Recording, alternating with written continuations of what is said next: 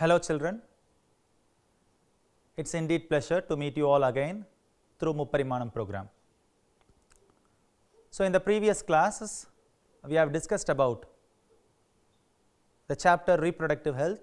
In that chapter we have discussed about the concept of healthcare programs, female feticide, female infanticide, sex ratio, imbalance in sex ratio, national family planning programs, population explosions and the suggestions to reduce the population explosion. All these things we have discussed in the previous class. As a continuation of that, in today's class we are going to look into certain other concepts from the chapter reproductive health. Let us get into the chapter. So, the today's concept is contraception. What is contraception? Contraception is the alternate term for birth control. We can say contraception as birth control, contraception or birth control, right. So, the definition goes like this: the voluntary use of contraceptives to prevent pregnancy. தமிழ்ல சொல்லும்பொழுது கருத்தடை சாதனம், கருத்தடை முறை. So, that is what we call it as birth control or contraception. So, look at the definition once again: the voluntary use of contraceptive methods to prevent the pregnancy is called as birth control. So, they are voluntary using. For example, there may be a newly married couple and they just want to enjoy their life for certain period of time. So, they do not want a child. So, they can postpone their pregnancy timing. They can avoid their pregnancy by using various contraceptives, and this voluntary usage of contraceptives to avoid the pregnancy is what we call it as birth control or contraception. So, what is a contraceptive? Contraceptive may be any substance or chemical material or methodologies that are used by the individuals to inhibit the meeting of sperm and the ova. Children, you may be knowing about the sexual reproduction. Sexual reproduction involves the fusion of the male and the female gametes. As a result, the zygote will be formed. The zygote then develops into embryo, and the embryo goes on developing and forms the fetus and the young one. So, if the fusion of the sperm and the egg is stopped or checked, or if there is no meeting of the sperm and the egg, then there will not be any sort of pregnancy. So, what are all the materials that are used to avoid or to inhibit the meeting of the sperm and the egg is what we call it as contraceptives. An ideal contraceptive has certain characteristic features. Let us see one by one. What are the features of an ideal contraceptive? A good contraceptive must contain all these features. The first one is user friendly. Whatever the contraceptive, it may be a condom or it may be a diaphragm or it may be a vault, whatever the contraceptive or even oral pills, the contraceptive must be user friendly. The second feature is it must be easily available in the market for the adults. Next is least side effect, and finally, very important, it should not affect the normal sex drive of an individual. If all these four features are there, then we can call the material or the methodology as a good ideal contraceptive. So, regarding the types of contraceptive, the contraceptive methods can be categorized into two groups. One is temporary contraception, another one is permanent contraception. Temporary contraception is for a particular period of time. Those couples who do not want to get pregnant very soon after the marriage, they just want to enjoy for certain years. So, for those couples, they can adopt a temporary method of contraception, whereas another type of contraception is permanent. If that is done, sure they can't give birth to child further. So, here temporary method, there are two types of temporary contraceptions. One is natural method of contraception, another one is barrier method. Under natural method, we can see periodic abstinence continuous abstinence, coitus interruptus and lactational amenorrhea. All these 4 comes under the natural method of contraception, and at the same time all these 4 are temporary methods. The second thing is barrier method. It is also a temporary method. Under the barrier method, the barriers may be chemicals or any sort of mechanical instruments or materials, and maybe hormonal pills. So, all these comes under the temporary method of contraceptions. On the other hand, regarding the permanent method, it is done by the surgery, and it is named as a tubectomy in females and vasectomy in males. Let us get deep into the concept. Periodic abstinence. Periodic abstinence is a natural temporary method of contraception. So, in a healthy female, in a fertile female, after the puberty, she begins to undergo menstrual cycle for every 28 to 29 days. So, in that menstrual cycle, at the 14th day of the menstrual cycle, the ova will come out of the ovary and it will run through the fallopian tube and finally reaches the uterus. So, those days, that is from the 14th day of menstruation until the 19th day of menstruation, is what we call it as the fertile period, because at that time the ova will be coming out of the ovary and it will run through the fallopian tube. So, during that particular fertile period, we can avoid the coitus, that is sexual intercourse. So, the ova which is coming through the fallopian tube will survive for nearly 2 days, it will be alive, and at the same time the sperms will be alive in the reproductive tract for 3 days. So, during that particular fertile period, that is the 14th day of menstruation to 19th day of menstruation, the coitus can be avoided, and this methodology is what we call it as periodic abstinence, which is also called as rhythm method. Next, continuous abstinence. So, this is one of the simplest way to avoid pregnancy. So, it is, we can simply say it as abstaining from having coitus or abstaining or avoiding the sexual intercourse. So, this is one of the simplest way. Instead of having sex, we can abstain from the sex to avoid the pregnancy. The next is coitus interruptus. Coitus interruptus, look at the term coitus interruptus. Coitus refers to sexual intercourse, whereas interruptus refers to interruption or inhibition or checking. So, it is the oldest family method. This can be asked as a 1 mark. So, which is the oldest family planning method? It is nothing but coitus interruptus. So, during the coitus interruptus method, the male will withdraw his penis before ejaculating into the reproductive tract of female. So, it is simply called as withdrawal method, that is withdrawing the penis before ejaculating the semen into the vagina. The next is lactational amenorrhea. So, this is what actually the natural temporary birth control method. So, amenorrhea. Amenorrhea means absence of menstrual cycle because of lactation. So, menstrual cycle. So, during the menstrual cycle only the egg will come out of the body of the female, right.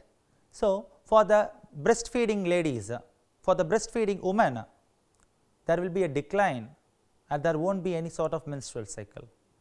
Let us see how it functions.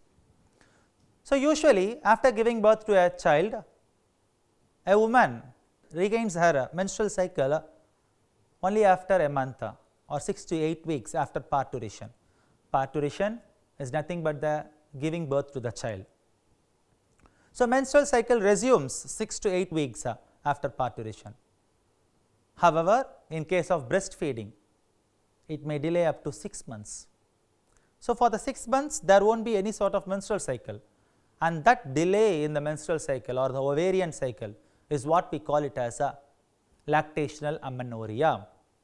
Simply we can say because of lactation the menstrual cycle is absent.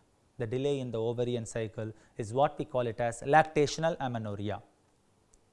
How this mechanism functions? So, During breastfeeding, because of the suckling action of the baby, the pituitary hormone, the pituitary gland gets stimulated and begins to secrete a huge amount of prolactin hormone.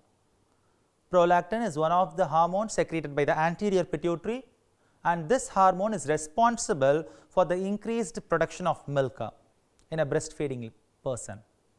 So, if this prolactin hormone goes on increasing in the blood of the breastfeeding woman, this prolactin suppresses the activity of gonadotrophin releasing hormone secreted from the hypothalamus.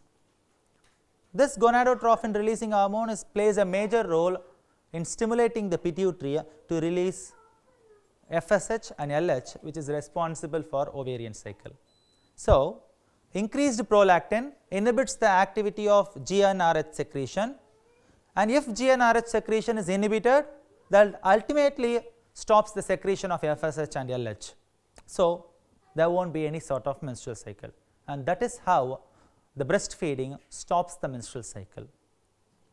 However, it resumes after the lady stops or after the lady breastfeeds her child. This is actually the true or the natural temporary birth control method. So, this picture shows the function, a non-fertile state of a woman, breastfeeding woman. Next, we can enter into the barrier methods. So, as we have already mentioned, there are three different types of barriers: chemical barriers, mechanical barriers, and hormonal barriers. The first one is chemical barriers. Chemical barriers contain different sort of chemicals that kills the sperm or inactivates the sperm. They inhibit the motility of the sperm, or they totally phagocytoses the sperm. So, here few chemical barriers are given: foaming tablets, melting suppositories, jellies, creams. All these are the chemical barriers which contains chemicals that show spermicidal activity. Speaking about the mechanical barrier, so here are the condoms which can be used by both males as well as females. There are separate male and female condoms which can be worn during the sexual coitus, and these condoms prevent the entry of sperm into the vagina. All these barriers, mechanical barriers, particularly inhibit the meeting of the sperm with that of the ova. And using these condoms, the sperm or the semen will not get deposited inside the vagina. The condoms are made up of polyurethane plastics or latex or lambskin and so on and so forth. So, another type of mechanical barriers which can be used especially in ladies are diaphragms, cervical cups, valves, and these are the structures which are used by the females to inhibit entry of sperm into the uterus. So, these structures before the coitus, any one of these structures can be inserted manually inside the vagina or through the vagina to prevent the entry of sperm into the uterus. Another sort of mechanical method is IUDs, intrauterine devices. If you look at the pictures, there are different sorts of IUDs, right. So, copper T, Lippis loop, copper 7, all these are the different types of intrauterine devices. Intrauterine, so uterus. So, these are the devices which are placed inside the uterus of the female's body to prevent the entry of the sperm or to prevent the meeting of the sperm with that of the ova. So, look at the picture. So, the insertion of the copper T inside the vagina, that is the uterus through vagina. So, IUDs are inserted into the uterus through vagina and they increase the phagocytosis of sperm within the uterus. So, they can be used for nearly 2 or 3 years, so without any sort of problems, and these IUDs release chemicals or hormones which inhibit or which destroy the sperms or inhibit the meeting of the sperm with that of the egg. So, and this is one of the best widely used contraceptive methods all throughout the country, and the success rate of this is 95 to 99%. So, it is one of the ideal contraceptive. Speaking about the types of IUDs, so there are 3 different types of IUDs. One is copper releasing IUD, the next is hormone releasing IUDs, and the third one is non-medicated IUDs. Copper releasing IUDs. So, as the name indicates, these are the IUDs which release copper ions. Copper is a potent spermicide. So, these IUDs which release the copper ions inside the uterus, these copper ions will either kill the sperm or they inhibit the movement of the sperm by altering the structure of the sperm morphology. So, that is how the copper releasing IUDs work. The second type of IUD is hormone releasing IUD. This hormone releasing IUD releases certain hormones like progestin. These hormones will thicken the mucus layer of the cervix and thereby inhibiting the entry of the sperm into the uterus.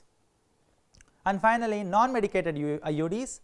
These are the IUDs which are made up of either stainless steel or plastics which are inserted into the uterus and which acts as a blockage or acts as a barriers inhibiting the movement of the sperm towards the egg. The next is hormonal barriers. These are the barriers which contain chemicals that inhibit the ovulation. So, all the hormonal barriers will prevent the ovulation. As you know, ovulation is nothing but the release of ovum from the ovary. Ovulation occurs at the 14th day of menstruation, and this ovulation can be inhibited or the ova will not be released by using these hormonal barriers. So, all these hormonal barriers inhibit the secretions of the hormones, particularly FSH, that is follicular stimulating hormone, and luteinizing hormone, because these two hormones, follicular stimulating hormone and luteinizing hormone, plays a very important role in the menstrual cycle, particularly the ovulation, and this ovulation is inhibited by using these hormonal barrier pills. So, one of the oral contraceptive pills, that is hormonal barrier, is Shali. It is an oral contraceptive pill designed by the Central Drug Research Institute CDRI of Lucknow. It contains a non-steroidal preparation called as centchroman. This can be asked in 2-mark questions. So, write a note on Shali, or in 1-mark question like this. So, name the non-steroidal hormonal preparation which is present in Shali, and the answer is centchroman. The next is the surgical sterilization. So, this is the permanent mode of sterilization or the contraception. So far we have discussed about the different types of temporary methods, either natural method or mechanical method, either by barriers or chemical or mechanical barrier methods. And now we are going to look into the surgical sterilization, and it is a type of a permanent sterilization method or permanent contraception. So, in male it is called by the term called as vasectomy, and in female it is called as tubectomy. So, if you look at the picture, it is clear through the picture. So, look at the image. So, from the testis vas deferens arise. So, in vasectomy the vas deferens is cut and tied so that the sperm which is produced in the testis does not cross the vas deferens and does not come out. The semen will come out, but the semen does not contain the sperm as the vas deferens is cut off. And this is a very simple procedure, non-invasive procedure. A simple cut is made in the scrotum, and this procedure is completed within few hours. The next surgical sterilization which is carried out in female, the same sort of surgical sterilization which is done for female is called as tubectomy. Here the fallopian tubes, you know, fallopian tubes are the pathways through which the egg will be transported towards the uterus, and these fallopian tubes, both the fallopian tubes in the female are cut and ligated. It is also a simplest way of surgical sterilization. So, both vasectomy and tubectomy, both are the permanent surgical sterilization methods which are done for male and females to avoid the pregnancy for a permanent basis. Next is medical termination of pregnancy, MTP, literally called as abortion. So, look at the definition. So, MTP is an intentional termination. So, it is an intentional, it is not something accidental, it is an intentional, wantedly, purposefully. So, it is an intentional termination of pregnancy without surgery in a non-invasive method. So, without any sort of surgical activities, very simply in a non-invasive method, the pregnancy can be avoided, the pregnancy or the fetus can be aborted, or the growth of the fetus can be inhibited, and that sort of intentional termination of pregnancy is called as MTP or abortion. So, MTP is usually carried out by professionals, and MTP is very much safe up to 12 weeks of the gestation, that is up to first trimester. So, after the first trimester, abortion during the second trimester is highly risky for both fetus as well as for the lady. So, our India government has legalized this MTP in the year 1971. Next, sexually transmitted diseases. So, diseases which are transmitted through the sexual contact with an infected person is called as sexually diseases. Diseases that are generally transmitted through sexual contact with infected person are called as sexually transmitted diseases. The sexually transmitted diseases can also be called as reproductive tract infections. So, apart from the intimate sexual contact with the infected person, many sort of sexually transmitted diseases will also get transmitted because of various other ways, like sharing of infusion needles, by accidental blood transfusion, and also from infected mother to fetus. So, in the latest news we might have heard just a year back, so a pregnant lady was infused with a HIV positive blood due to the careless activity of the nurse people. As a result, the mother was affected with HIV, and fortunately the child was safe. So, like this, by blood transfusion, by carelessness also, these type of sexually transmitted diseases may get transmitted from one person to another. So, particularly those people or those individuals who are in the age group of 15 to 24 are more susceptible or more vulnerable to these kind of sexually transmitted diseases. And there are different types of sexually transmitted diseases. The sexually transmitted diseases may be because of bacteria or virus, fungus, or protozoan sexually transmitted diseases. Based upon the causative organism, there are 4 groups of sexually transmitted diseases. So, these sexually transmitted diseases can be treated by using various antibiotics and antiviral drugs. For treatments of viral STDs, we can use interferons, and other antiviral drugs can be used to treat the viral STDs.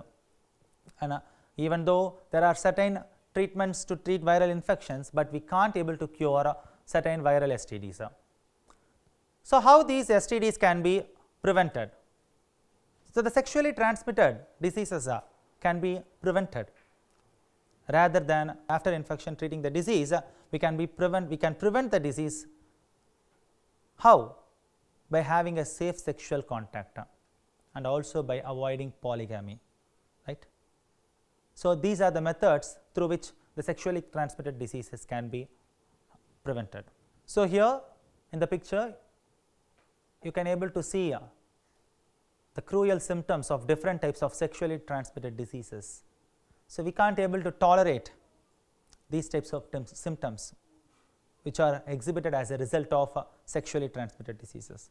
In our book, it has been given different sort of sexually transmitted diseases, and particularly there are 2 bacterial sexual transmitted diseases. One is syphilis, another one is gonorrhea. These are the 2 bacterial STDs which are commonly called as international diseases. So, they may ask in 2 mark question, name the sexually transmitted diseases which are called as international diseases. So, one is syphilis, another one is gonorrhea. Both are the sexually transmitted bacterial sexual transmitted diseases and commonly called as international diseases. So, it has been given in detail about one of the sexually transmitted diseases, what is called as cervical cancer. Cervical cancer is a sexually transmitted disease caused by human papilloma virus, HPV, human papilloma virus. And this HPV virus, which is responsible for causing the cervical cancer will affect the cervix of the female genital tract and leads to the abnormal growth of the cervical cells. As a result, the entire cervix gets blocked, leading to the problematic condition. So, apart from the sexual contact from the infected person, the disease can also be transmitted by having sex with multiple partners, and also very important, prolonged use of using the contraceptive pills. Frequent use of contraceptive pills, because contraceptive pills has high potential to cause cancer in cervix region. So, symptoms of the cervical cancer includes pelvic pain, vaginal discharge, abnormal vaginal bleeding, fever. So, like this it shows the symptoms, and it can be diagnosed by PAP smear test. So, treatment, regarding the treatment of cervical cancer, the surgery, radiation therapy or chemotherapy is the best suited treatment for cervical cancer, and most probably to prevent the cervical cancer, the government has introduced HPV vaccination. So, and this vaccination has to be administered to the girl child at the age between 9 to 13 to prevent the girl child from cervical cancer. Yes, children, today so far we have discussed about what is meant by contraception, what are the various methods of contraception, temporary contraception and permanent contraception. Temporary contraception, we have discussed about the natural methods as well as the barrier methods, that is periodical abstinence, continuous abstinence, lactational amenorrhea, coitus interruptus. Then regarding the mechanical barrier methods, we have discussed about the chemical barriers, mechanical barriers as well as the hormonal barriers. And surgical sterilization in male is what we call it as vasectomy, and in female is what we call it as tubectomy. Then we have seen about the sexually transmitted diseases, different sorts of sexually transmitted diseases in male as well as in female, and syphilis and gonorrhea are called as international diseases. And also we have discussed in detail about the cervical cancer, one of the sexually transmitted disease. And now let us discuss few possible questions which can be asked from this part. So, let us see. First, what are the qualities of an ideal contraceptive? Right. So, we have discussed, so an ideal contraceptive must be user friendly, it should not affect the normal sexual drive of a person, it should be easily available for an adult, and it should not show any sort of side effects to the user. So, if all these four categories are there, features are there, then we can call the contraceptive as an ideal one. Then write a note on rhythm method, which is also called as periodical abstinence, abstaining the sex for the fertile period, the particular period, that is after ovulation, that is from 14th day of menstruation to 19th day. Next, give an account on lactational amenorrhea. So, we have to mention the mechanism of lactational amenorrhea. So, how long that it continues, how the menstrual cycle, we have to mention the delay in ovarian cycle is what we call it as lactational amenorrhea. This can be asked as a 3-mark question. Then what do you mean by Shally? So, this can be asked as 2-mark question. Shally is an oral contraceptive pill that was developed by CDRI in Lucknow, and it contains a non-steroidal hormonal preparation what is called as centromon. And next is explain in detail about IUDs. So, this question we can expect for 5 mark because it is a little bit vast question. We have to explain about what is the IUD, and we have to explain what are the types of IUD, copper releasing IUD, hormone releasing IUD and non-medicated IUDs. So, we have to explain in detail and this may be asked as a 5-mark question. Next, difference between tubectomy and vasectomy, 2-mark question. So, tubectomy is done in female and vasectomy is done in male, and it is a surgical procedure of cutting and tying about the vas deferens is what we call it as vasectomy, and cutting and tying of the fallopian tube is what we call it as tubectomy, and both are the permanent birth control methods. Next, expand and explain MTP. See, look at the question. First, they are asking the expansion for the abbreviation MTP.